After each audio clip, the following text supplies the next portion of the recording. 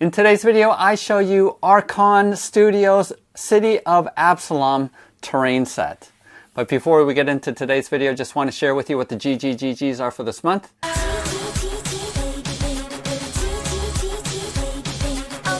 Each month, Bob the Beholder picks some of my Patreon supporters to receive gratitude gifts. And for this month of September of 2022, we actually have this painted set that I am reviewing and going to be sharing about going to one of my Patreon supporters.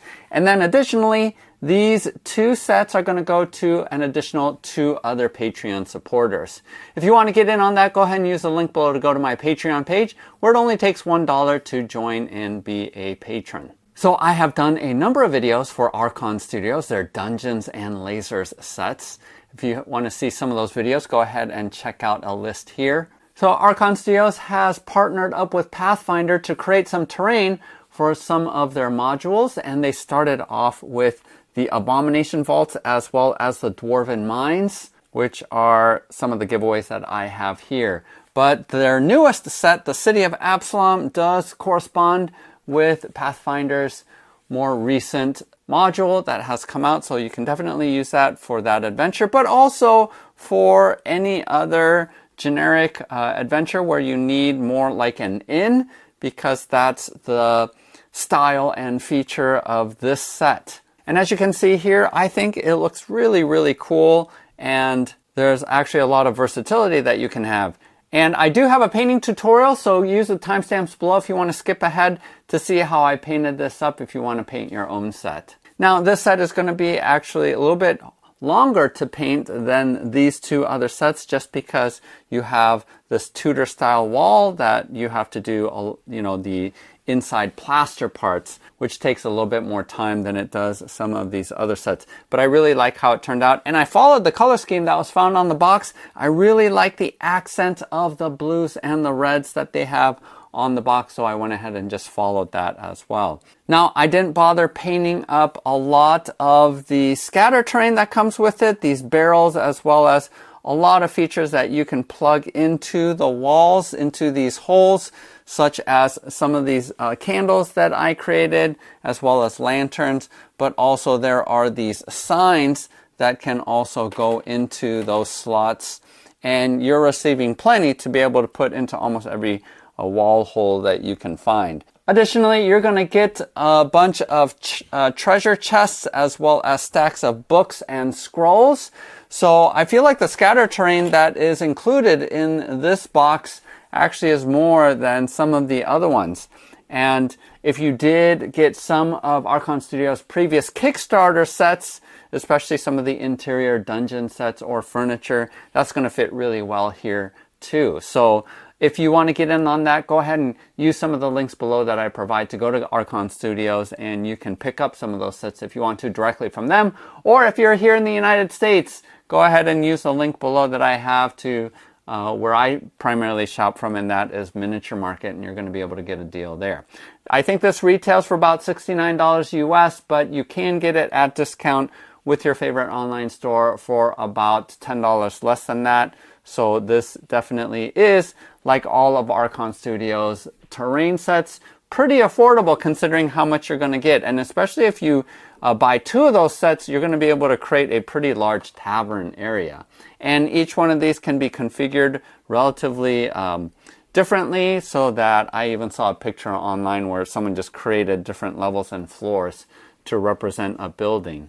So there's a lot that you can do, and I think there is a good number of doors. You get 6 doors, you get 6 windows, a bunch of different varieties of the walls, and it did come with enough of these clips, both the outside clips and the inside clips. Sometimes I felt like there wasn't enough, so there is definitely enough of those to be able to clip all these things together. So pretty versatile, and especially if you don't have a 3D printer, I actually would suggest that Archon Studios, you check out their Dungeons and Lasers line. They have a ton of stuff because they kickstarted a bunch of different projects. Now, these Pathfinder terrain sets actually wasn't part of a Kickstarter, so they are readily available through your favorite online store, or again directly through Archon. Now, the set, like all of their others, is gridded to 30 millimeters, so slightly larger than your 25 millimeter or 1 inch square. So It isn't like super obvious that this is squared off, but if you look closely, you can tell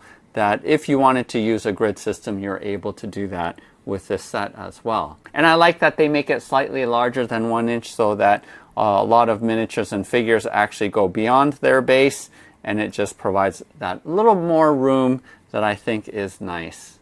Also, one of the things that I've always asked for with their previous sets, because they had full height walls, is I do actually like the half height walls better, just because when you're sitting down at the table, you can miss a lot of details that's inside of the dungeon when you're sitting at an angle and the wall is actually covering it up. So I feel like this half height is the sweet spot of having enough height where you know that that's supposed to be a wall, but not covering up too much of the dungeon, or in this case the building, where you're not seeing most of the features that are found in there. I've always found Archon to be super responsive. Almost every single suggestion that I've asked for, they have iterated upon each of their sets, and now it has come down to what I feel like is exactly the kind of features that I want in this. So kudos to them for being so responsive to us as consumers, and I know a number of my Patreon supporters have also backed their Kickstarters.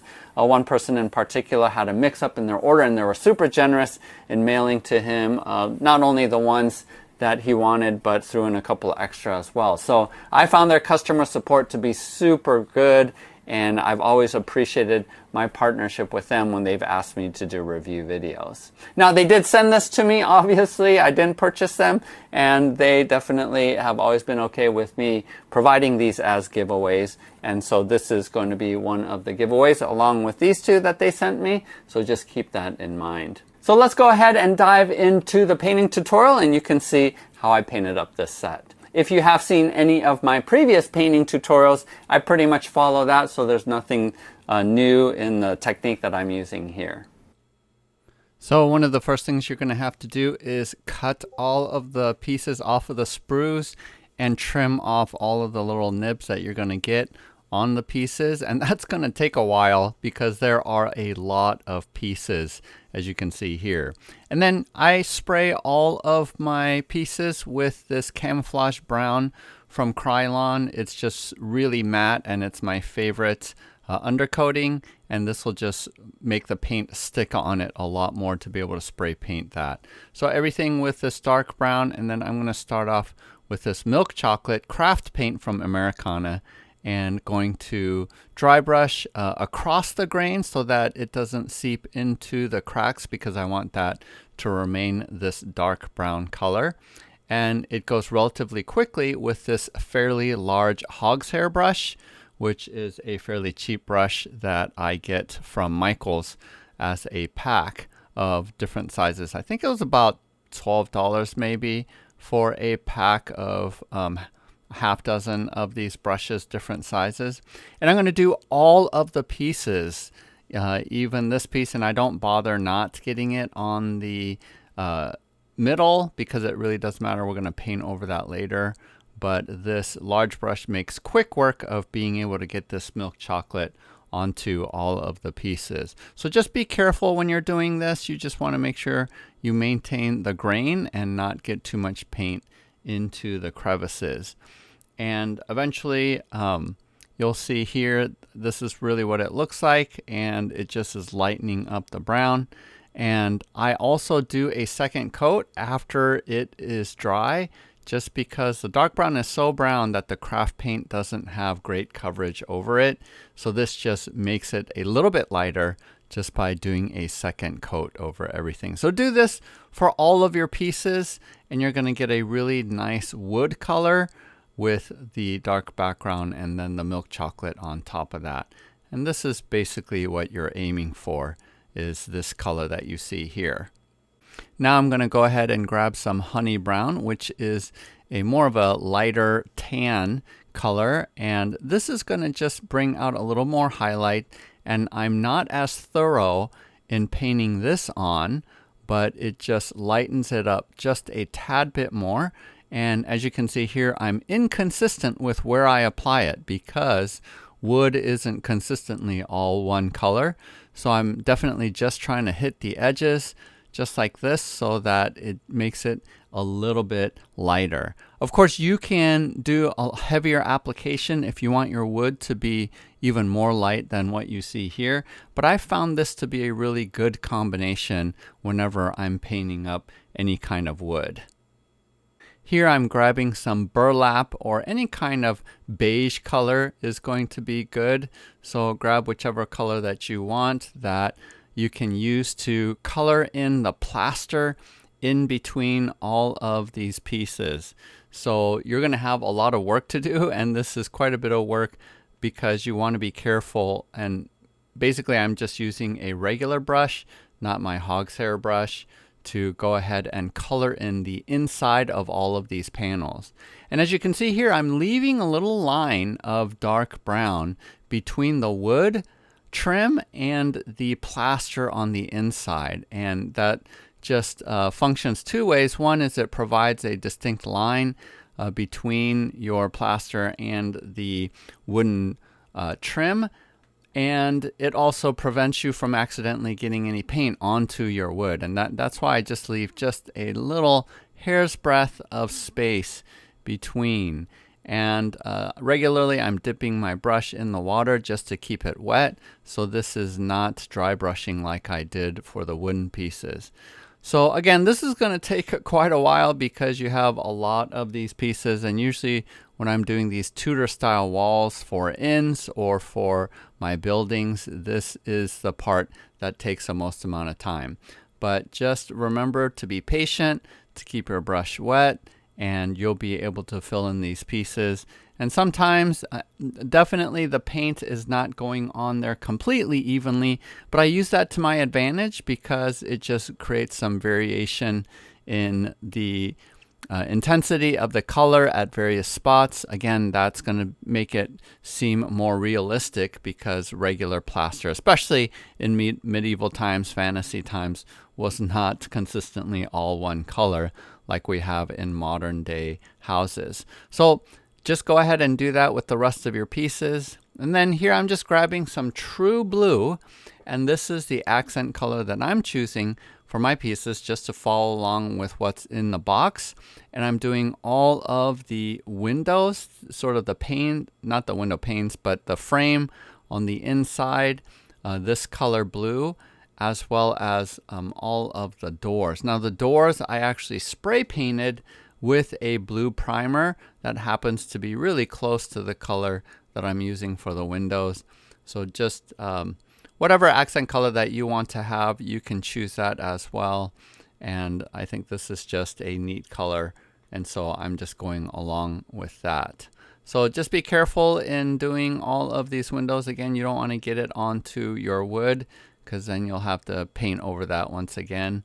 But as long as you're careful and are able to just control where the paint is going, this should go actually relatively quickly. And then here is an example of the faces on some of the longer walls, as well as these doors. I'm not doing any lighter blue over these. You can do that if you want to accent or highlight. And then these pieces, these tidbits that you can stick, I just spray painted with gold. And that will just do some quick work in getting them at least accented in color. And I will use some of my burlap just to paint up the candle parts here. And then later on, I don't show in this video, but later on I'll grab some yellow and then some orange to put right on the tips of all of the flames onto the candles. The lanterns, I don't bother to do anything with them. I just keep it all gold. But there's the sign as well. I don't show an example of me painting up the sign. Here's some gold, and you can use whatever metallic color that you want. But again, I liked what was on the box. So I'm going to use the gold just to be able to paint onto first the hair of these faces, which isn't that difficult. Just paint all of this section here. And as you can see, I'm not even bothering to paint the entire thing, but trying to maintain some of the dark brown underneath just to have some lines that you can see. So you don't have to make one solid color of gold, but if you can just maintain some of the dark brown lines, that will just make it clear that this is supposed to be hair.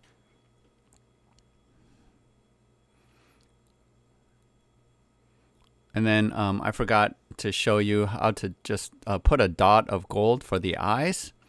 And then with these doors, I'm basically just painting up all of the metal banding for the hinges, for the latches, all that kinds of stuff. Just put a nice layer of gold onto those bits and you should be good to go. Don't forget to get all of the hinges that you're going to snap into place to do that gold as well. I saw on the box that they did make some of these pieces silver too. So again, you can just use whatever metallic color that you want when you're creating these doors. Also, I did see that some of the doors they painted red, not just blue. So if you want different colored doors, definitely you can choose to do that.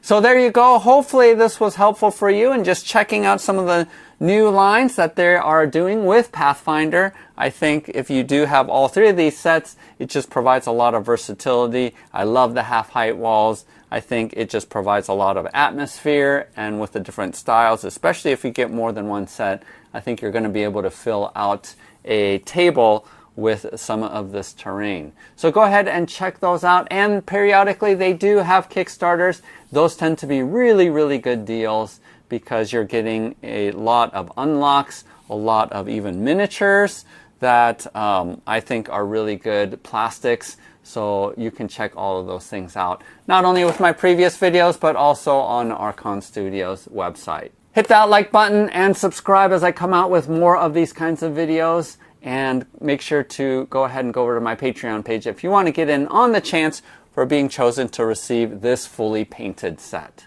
Otherwise, happy painting, happy gaming. We'll see you next time.